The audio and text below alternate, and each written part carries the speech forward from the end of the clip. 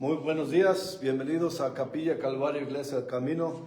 Soy el pastor Cristóbal García, dando la bienvenida a los que tienen por costumbre acompañarnos en el estudio bíblico de los domingos. Sean bienvenidos. Y para aquellos que se encuentren de repente con este en vivo, ojalá se queden con nosotros a estudiar la palabra del Señor, que es todo lo que hacemos aquí.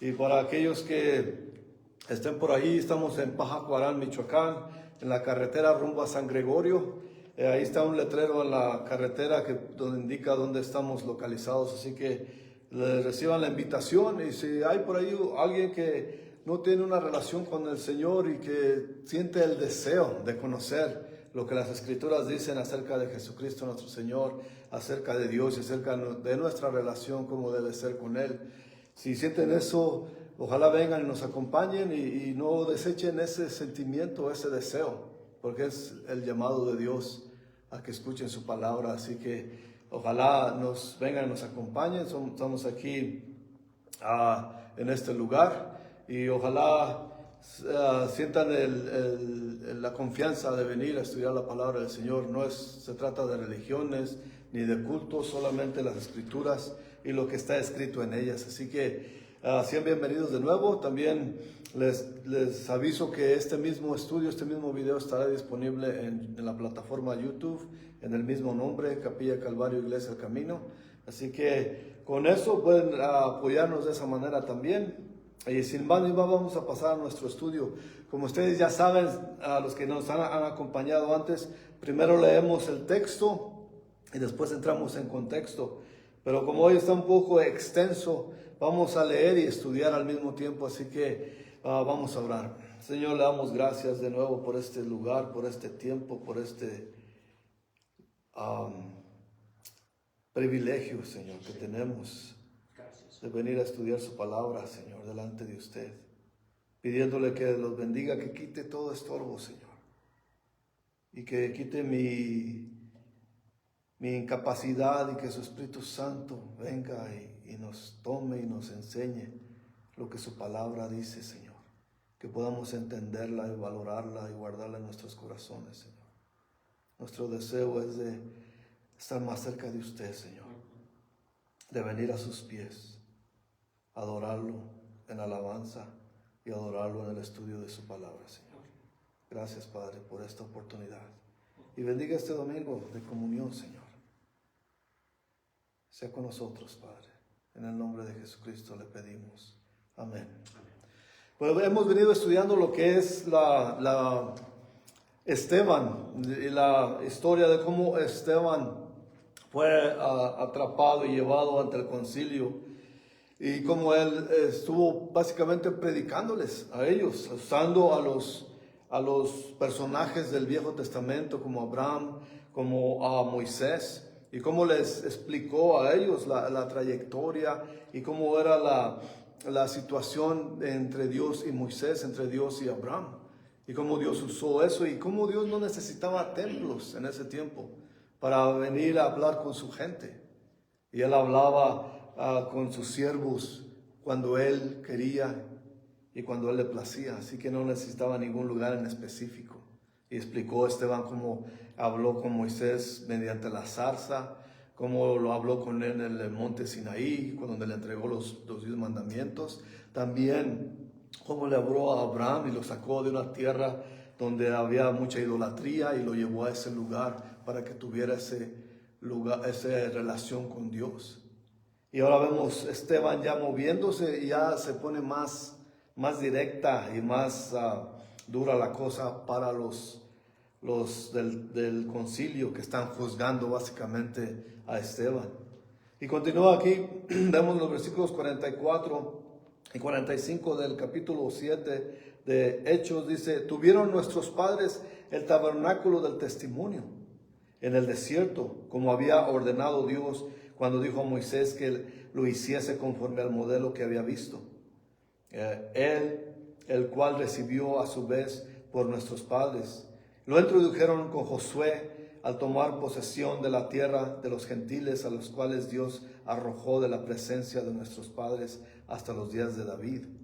Y aquí básicamente Esteban les está diciendo que sí hubo un tiempo donde Dios les les dio a Moisés la ordenanza de construir un tabernáculo, y ese tabernáculo era movible, porque iban constantemente moviéndose en el desierto.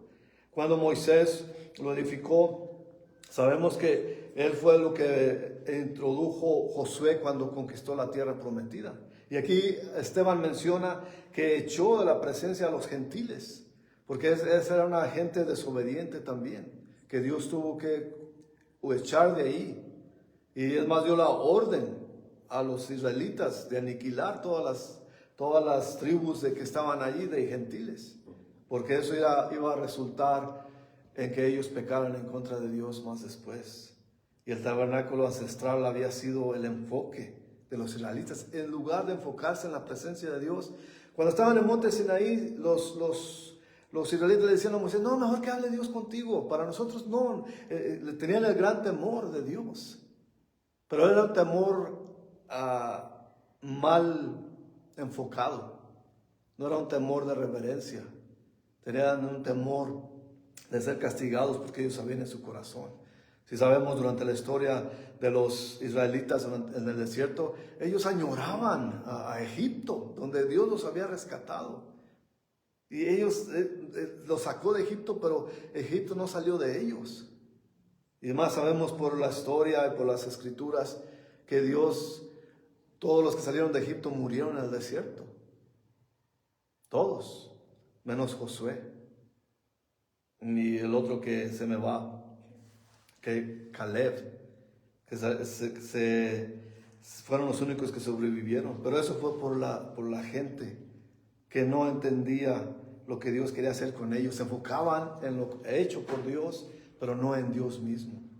Y eso era lo que y Esteban le está enseñando a estos líderes que ellos también están mal enfocados. Ellos quieren el poder de mandar, de estar a cargo de ahí, pero no tienen a Dios con ellos. Y no les importa tener a Dios con ellos. Pero ellos, la presencia de Dios, pensaban que era el templo. Y en realidad les está diciendo: el templo no tiene nada que ver con Dios.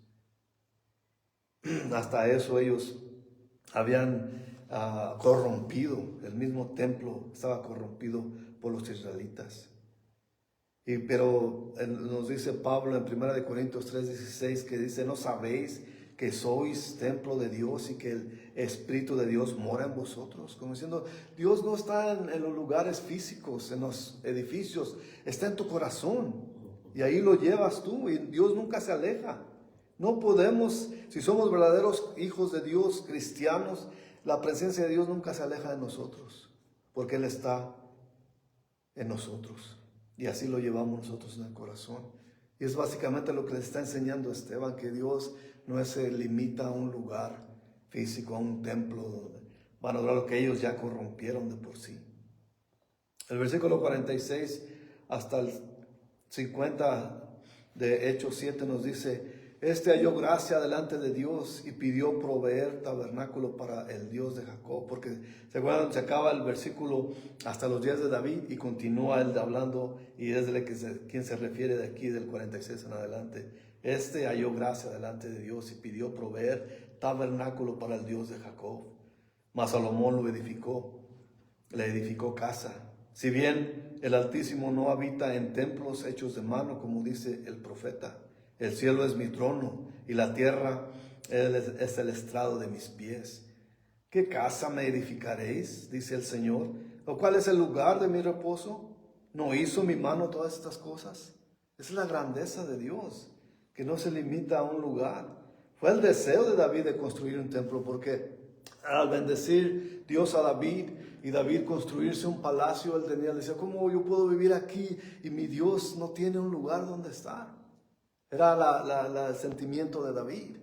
Pero Dios le enseñó que él no, vamos a ver más adelante, que Dios no habita en un lugar en sí, en un lugar hecho por manos de hombres. Pero el peligro de la petición de David era que algunos que edificaran la presencia de Dios con un lugar, más bien identificaran la presencia de Dios como un lugar, como se hace hoy en día. Que la gente identifica la presencia de Dios y lo limita a un solo lugar, en templos, en edificios, Y eso es lo que era el peligro, y eso es lo que sucedió básicamente también. Dios honró el deseo de David al permitir que su hijo Salomón, porque le dijo, tus manos están llenas de sangre, porque acordémonos que David era un guerrero. Y por eso Dios no lo dejó a él, pero más bien a su hijo Salomón que construyera el templo. Un templo donde estaría la gloria, el Shekinah gloria, como se dice, la presencia de Dios en ese lugar. Esa demostración de su presencia, básicamente. Pero Dios no vivía en el templo. El creador de todo no puede ser confinado por cualquier cosa o casa que Él hizo. Su presencia llena todo lo que Él ha hecho. Salomón entendió esto, realmente. Y Él lo dijo en Primera de Reyes, capítulo 8, versículos 27 a 30, dice, pero es verdad que Dios morará sobre la tierra. He aquí, los cielos de los cielos no te pueden contener, cuanto menos esta casa que yo he edificado. Con todo, tú entenderás a la oración de tu siervo y a su plegaria, oh Jehová Dios mío, oyendo el clamor y la oración que tu siervo hace hoy delante de ti, que estén tus ojos abiertos de noche y de día sobre esta casa, sobre este lugar del cual has dicho, mi nombre estará allí, y que oigas la oración que tu siervo haga en este lugar. Oye pues la oración de tu siervo y de tu pueblo Israel, cuando oren en este lugar, también tú lo oirás en el lugar de tu morada, en los cielos. Escucha y perdona. Esas eran las palabras de Salomón. Y básicamente es donde se reúne el pueblo de Dios. Por eso existen los lugares, sí, son importantes los lugares de reunión, porque ahí la gente se reúne en un solo corazón y en un solo espíritu, a estar enfrente de Dios. Y Dios está allí, pero está ahí en la gente, con la gente, no necesariamente un edificio. Porque acordémonos que ya estudiamos que donde quiera que Dios se presente, Él la hace tierra santa. Así como lo hizo con la zarza ardiendo con Moisés. Y por eso nosotros podemos estar seguros, como dice su palabra, que donde están dos o más en un solo espíritu, Dios estará también presente. Y de eso se trata. El edificio no tiene nada que ver. Sí, son majestuosos, grandiosos, de gran arquitectura. Son hermosos, pero no quiere decir que entre más hermoso, más Dios esté allí. Porque el templo que hizo Salomón era hermoso, de verdad. Pero sabemos que fue corrompido y por eso Dios permitió que lo destruyeran. Y eso es lo que nos enseña a nosotros, que Dios está en nosotros y no en los objetos. Si no hemos notado en su discurso, Esteban enfatiza que Dios no puede ser confinado a templos hechos con manos. Los falsos testigos que acusaron a Esteban de querer destruir el templo, pero eso fue exactamente lo que la nación judía hizo, destruir el templo. Moisés lo construyó, precisamente el tabernáculo. Y la gloria de Dios habitó en ese lugar santísimo, como dándoles aseguranza, como dándoles un seguro que Dios estaba con ellos. No porque ese lugar, pero era la manera que Dios les decía, estoy con ustedes. Y eso lo pueden ver en Éxodo 40, del versículo 34 al 38. También vimos cómo Salomón construyó el templo, pero al pasar los años la alabanza del templo se degeneró a ser solamente una formalidad religiosa. Y eventualmente pusieron ídolos en ese templo. Lo más horrible que hemos leído en la historia está en Segunda de Reyes, capítulo 21 del 1 al 9, y se los leo rápidamente. Y dice allí, de 12 años era Manases cuando comenzó a reinar, y reinó en Jerusalén 55 años. El nombre de su madre era Espiba, e hizo lo malo ante los ojos de Jehová, según las abominaciones de las naciones que Jehová había echado de delante de los hijos de Israel. ¿Se acordarán que les dije que Dios expulsó a los gentiles de la tierra prometida? Y los israelitas no acabaron con ellos. Dejaron unos vivos y eso los llevó a pecar en contra del Señor. Y aquí se ve, porque dice el versículo 3 en adelante, aquí de Segunda de Reyes 2, porque volvió a edificar los lugares altos que Ezequías su padre había derribado, y levantó altares a Baal, e hizo una imagen de acera, como había hecho Acab, rey de Israel, y adoró a todo el ejército de los cielos, y rindió culto a aquellas cosas. Asimismo edificó altares en la casa de Jehová, de la cual Jehová había dicho, yo pondré mi nombre en Jerusalén. Y edificó altares para todo el ejército de los cielos, en los dos atrios de la casa de Jehová, y pasó a su hijo por fuego, y se dio a observar los tiempos, y fue agorero, e instituyó encantadores y adivinos, multiplicando así el hacer lo malo ante los ojos de Jehová, para provocarlo a ira. Y puso una imagen de acera que él había hecho en la casa de la cual Jehová había dicho a David y a Salomón, su hijo, yo pondré mi nombre para siempre en esta casa y en Jerusalén, a la cual escogí de todas las tribus de Israel. Y no volveré a hacer que el pie de Israel sea movido de la tierra que di a sus padres, con tal de que guarden y hagan conforme a todas las cosas que yo les he mandado, y conforme a toda la ley que mi siervo Moisés les mandó. Mas ellos no escucharon, y Manases los indujo a que hiciesen mal que las naciones que Jehová destruyó delante de los hijos de Israel. Y eso fue lo que llevó a la ira al Señor, que puso altares a los dioses paganos. Llegó al momento en que sacrificó a su hijo en las manos de un dios que hacían de metal, que lo calentaban a rojo vivo y ponían ahí las criaturas. Era la manera del aborto en ese tiempo. Y así que todo eso, el templo lo ensuciaron, lo profanaron. El mismo pueblo de Israel lo llevó a eso, y es lo que Esteban está enseñando a ellos, que ellos están fallando como sus antepasados lo hicieron. Y como en estos días sigue fallando, los religiosos siguen llenando los templos de ídolos, le impulsan a la gente a que adore ídolos y ya no adoren a Jesús. Y si vemos todas las fiestas que se hacen en estos pueblos, en estas ciudades, aquí en México, todo es paganismo, todo es alabanza a ídolos, y a Jesús siempre lo dejan de lado. Y eso es lo que estaba sucediendo en ese tiempo y lo que sucede hoy en día también. Por eso llama a Dios al arrepentimiento. Y por eso enfatizaba a Esteban al arrepentimiento de estos líderes religiosos. El profeta Jeremías advirtió a la gente en contra de su fe, de la superstición, porque es lo que hizo, es lo que hizo Manases. En vez de adorar a Dios, metió toda clase de paganismo, metiendo ahí adivinadores y toda esa cosa, y queriendo alabar a las estrellas y la luna en vez de a Dios mismo. Todo eso metía, y todo lo que hacen hoy en día también. Y por eso, desde esos tiempos, cuando Jeremías en el capítulo 7, versículo 1 al 16, él advirtió a la gente que no se desviaran, que no convirtieran a la casa de Dios en una cueva de ladrones. Y todavía hay gente que tiene que hablar al respecto así acerca de las religiones, que desvían a la gente en vez de llevarlas a los pies de Cristo. Y es lo que nos enfatizamos aquí, por eso la palabra de Dios es tan importante, para saber y no cometer los errores que hicieron los antepasados antes. Y vemos aquí cómo Esteban ya se pone más firme con ellos.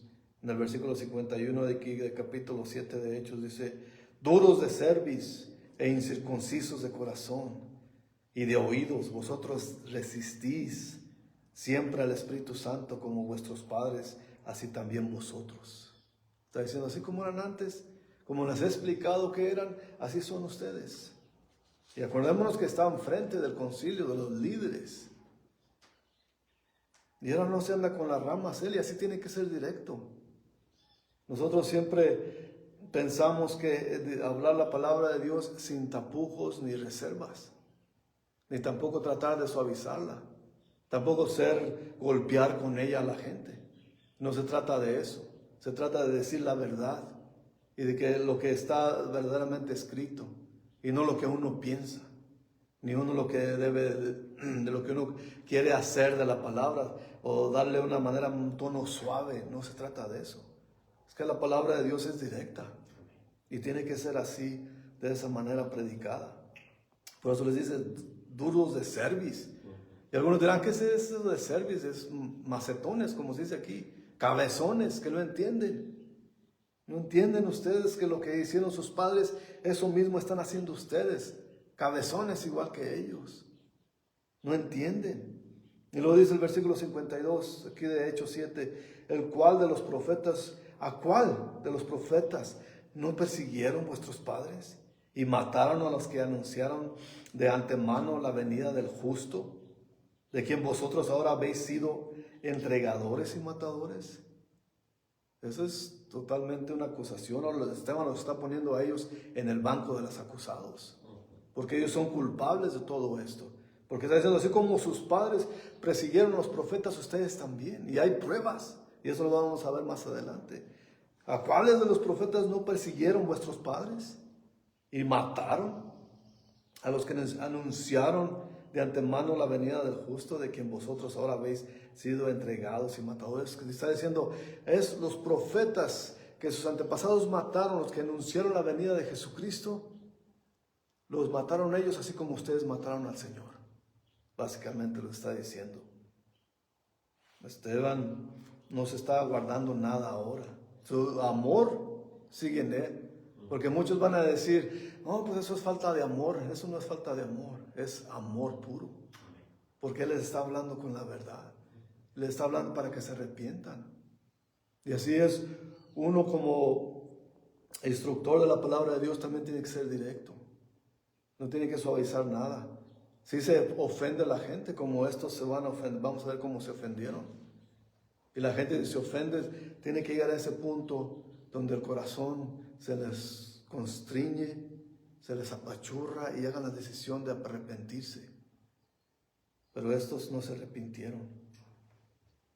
Ellos saben bien lo que sus ancestros hicieron, y como vimos la vez pasada en el estudio, ellos no querían hablar de eso, de que sus ancestros también fallaron horriblemente en contra de Dios. Y ellos están haciendo lo mismo. Jesús mismo los acusó de la misma manera.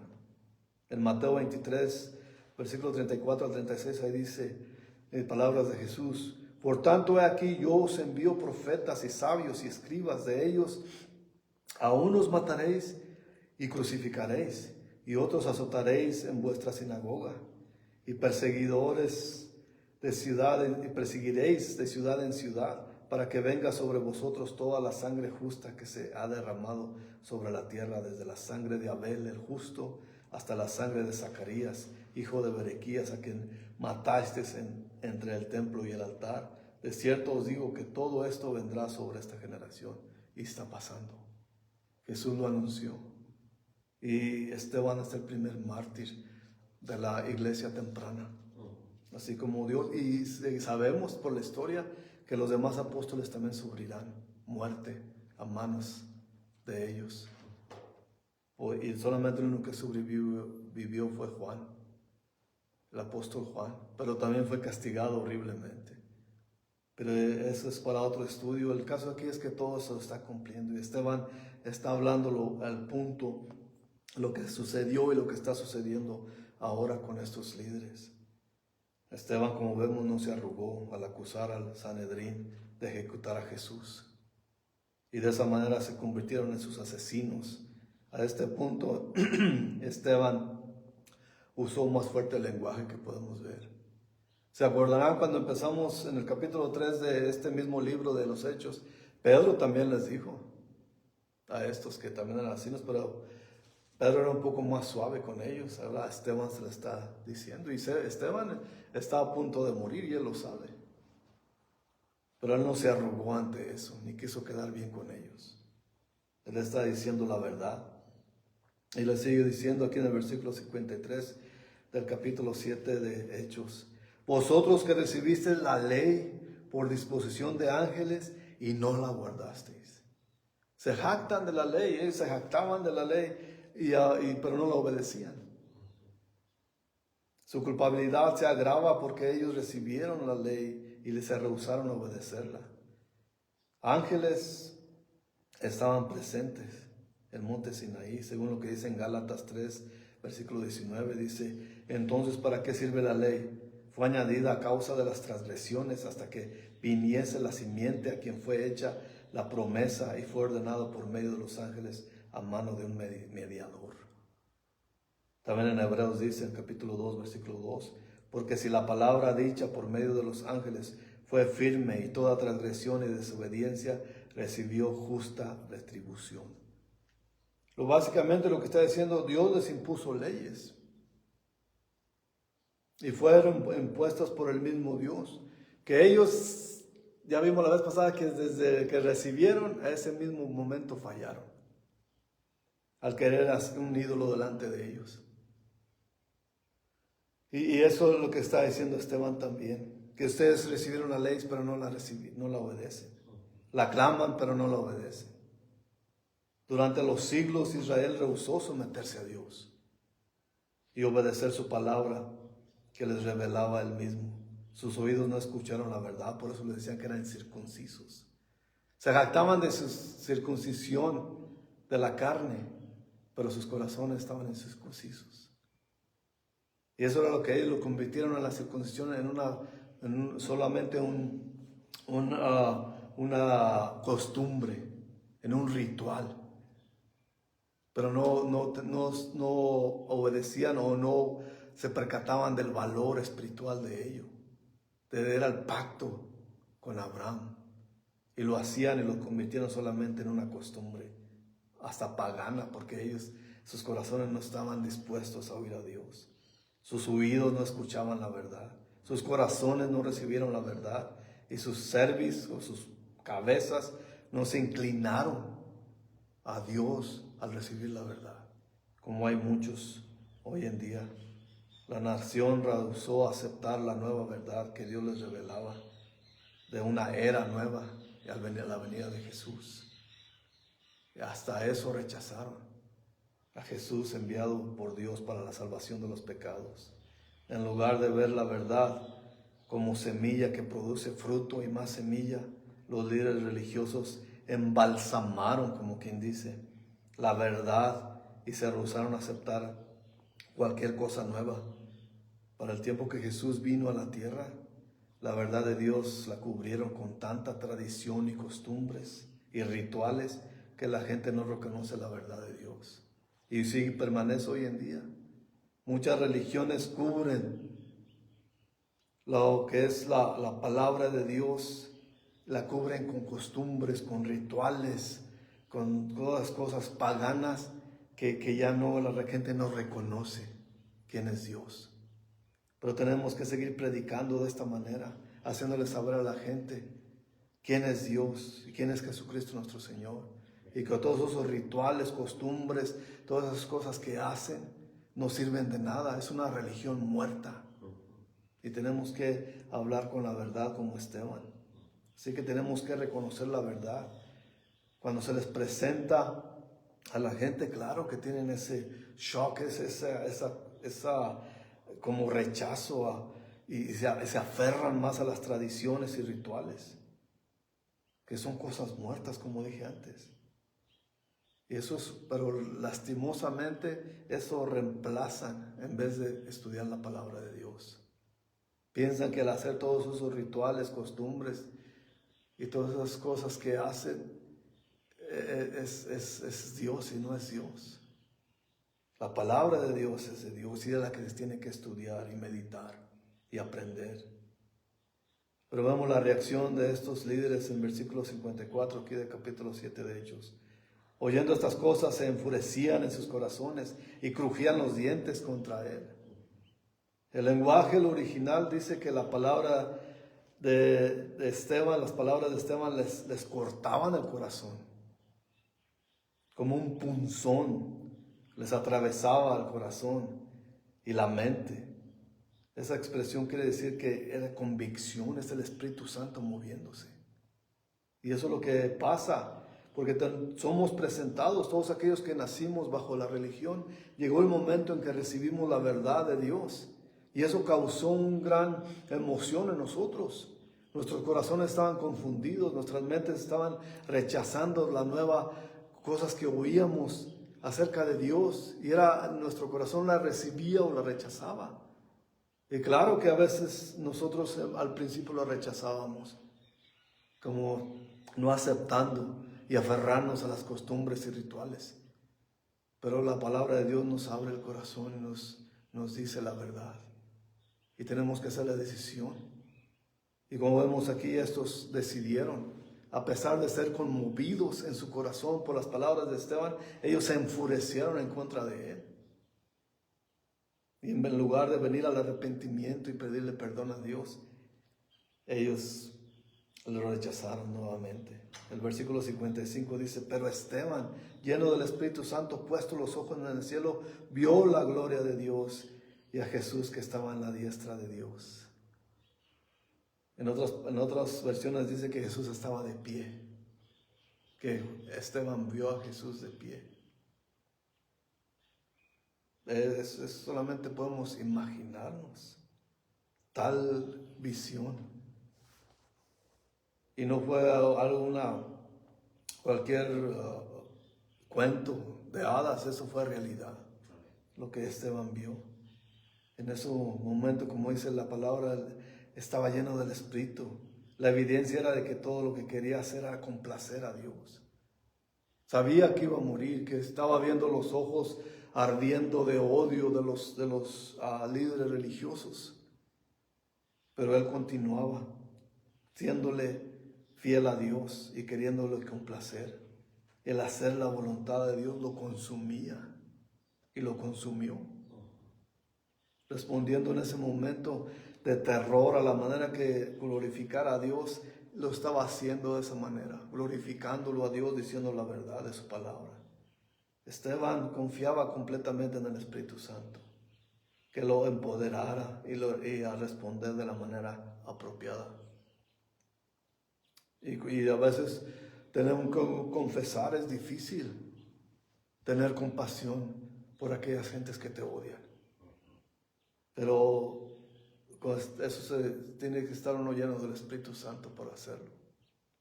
Cuando te hacen daño, cuando ves el odio de las personas en sus ojos contra de ti, en la carne sientes un rechazo también. También tienes ganas de odiarlos. Pero si estás lleno del Espíritu Santo, tienes compasión por esa gente. Y dice el 56 aquí del capítulo 7. Y dijo: aquí veo a los cielos abiertos y al Hijo del Hombre que está a la diestra de Dios. Nuevamente está de pie esperando a Esteban. Viendo la muerte de cara, Esteban, en vez de estar lleno de temor y de miedo, está visualizando más allá de la muerte. La presencia de Jesús está esperándolo, como espera todo creyente. Esa esperanza disuelve todo el temor, todo el miedo. A veces nuestras palabras ofenden a la gente, pero no es nuestra intención. Nuestra intención es que la gente sepa de la palabra de Dios. Y si los ofende, que puedan llegar a ese momento al oír la palabra de Dios, vengan al arrepentimiento. Y esa es la intención que tenemos también. Cuando tengamos la oportunidad de glorificar a Dios, cuando encaremos también el peligro o hasta la muerte, valientemente declarando nuestra confianza en el hecho de que pasaremos la eternidad en la presencia de Dios. Esteban usó el título Hijo del Hombre, y eso es similar a la de nuestro Señor Jesús cuando dijo: ¿quién dicen los hombres que es el Hijo del Hombre? Cuando le preguntó a sus discípulos en Mateo 16:13. Así que el término usualmente es la idea de que aquel que viene de Dios como líder, el Hijo de Dios, es el enviado de Dios. Lo asombroso aquí, que también nuevamente, que no deja de asombrarme, es que Jesús estaba de pie esperando a Esteban. Entonces dice el versículo 57, entonces ellos, dando grandes voces, se taparon los oídos y arremetieron en contra de él. La predicación de Esteban los llevó a ese punto de odio, igualito que tenían el odio contra Jesús, los llevó a odiar a Esteban, su discípulo. Y seguían, a muchos allí eran los mismos. Estaba Caifás, el sumo sacerdote, que incitó a la gente a gritar en contra de Jesús, mátenlo, mátenlo, crucificadle, crucificadle, cantaban, gritaban. Y ellos mismos son los que arremetieron en contra de Esteban. Dice el versículo 58 del capítulo 7 de Hechos: y echándole fuera de la ciudad, le apedrearon, y los testigos pusieron sus ropas a los pies de un joven que se llamaba Saulo. El hecho de que apedrearon a Esteban era una violación de la ley, que ellos se jactaban de obedecer las leyes, ni las leyes de los humanos obedecían, porque los romanos no permitían que los judíos aplicaran la pena capital a ninguno. Pilato fue el que autorizó la muerte de Jesús, pero ellos no esperaron a que ningún líder del gobierno romano aprobara la muerte de Esteban. Ellos lo mataron aún así. Y aquí es la primera mención que mencionan a Saulo de Tarso, pero eso lo veremos más adelante en el próximo capítulo. El versículo 59 y 60, ya para terminar nuestro estudio de hoy, dice: y apedreaban a Esteban mientras él invocaba y decía: Señor Jesús, recibe mi espíritu. Y puesto de rodillas, clamó a gran voz: Señor, no les tomes a cuenta este pecado. Y habiendo dicho esto, durmió. Igualito que Jesús. Tenía el mismo Espíritu Santo. Por eso respondió de la misma manera. La ley judía en esos tiempos, de esa manera hacían las ejecuciones. Como no podían matar a la gente dentro de los muros de la ciudad, los sacaban fuera de la ciudad y había un hoyo como de unos 4 o 5 metros y lo aventaban ahí. Era un hoyo con piedras. Y si lo aventaban boca abajo, si la persona sobrevivía, lo volteaban con la cara para arriba y entonces los líderes empezaban a aventar piedras de buen tamaño, que las que podían levantar con sus propias manos, se las dejaban caer en el pecho al acusado, al condenado. Y si aún vivías, si seguía vivo, los demás que estaban en la revuelta ahí agarraban piedras más chicas y lo golpeaban hasta darle la muerte. Esa era la gran ley, que ellos ejecutaron a Esteban de esa manera. Lo grandioso o lo extraño aquí es que Esteban todavía se puso de rodillas, viendo y clamando a Dios que lo recibiera. Y también algo más asombroso, que intercedió por sus asesinos. Y esa es básicamente la vida de Esteban, que se puso de rodillas a pedir por los que lo mataban. ¿Cuántos de nosotros, como dije, cuántos de nosotros, si a veces nos ofendemos porque no nos saludan? Si a veces nos resentimos por cosas leves, por los hermanos en la iglesia que a veces pasan deprisa y no te reconocen, no te saludan como quieres que te saluden. Esa es la vida de un cristiano, de tener compasión, aún por aquellos que te hacen daño. Pero porque no confiamos en los humanos, confiamos en un Dios todopoderoso, al que nos mueve en nuestras vidas. Así que al igual que Esteban, Jesús también hizo eso, pidió misericordia para los que lo mataban. Y este es el tercer asesinato de parte de los líderes religiosos. Ellos permitieron que Juan Bautista fuera asesinado por Herodes. No hicieron nada al respecto. Ellos pidieron la muerte de Jesús. Cuando mataron a Juan Bautista, ellos, cuando lo aniquilaron, cuando lo mató Herodes, ellos pecaron en contra de Dios Padre. Cuando mataron a Jesús, pecaron en contra de Dios Hijo. Y cuando ellos mismos mataron a Esteban, ellos pecaron en contra del Espíritu Santo. Vemos cómo ellos van escalando en su odio. Y son líderes religiosos los que se encargaban de enseñar a la gente acerca de la palabra de Dios. No estamos hablando de cualquier persona ignorantes. Pero a veces pienso yo, y siempre me han criticado por eso, pero los líderes religiosos de las religiones no conocen a Dios, porque llevan a la gente por un camino equivocado, por caminos torcidos.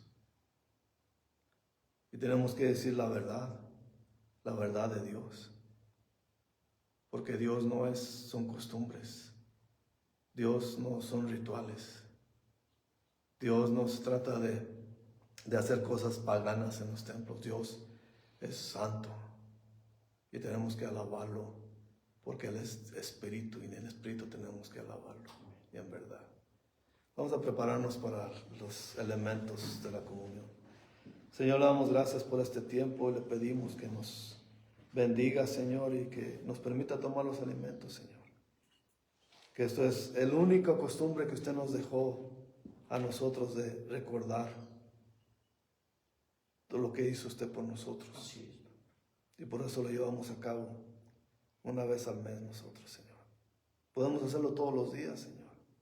Y en verdad necesitamos hacerlo todos los días, recordar lo que usted dijo en esa alcoba alta con sus discípulos, Señor.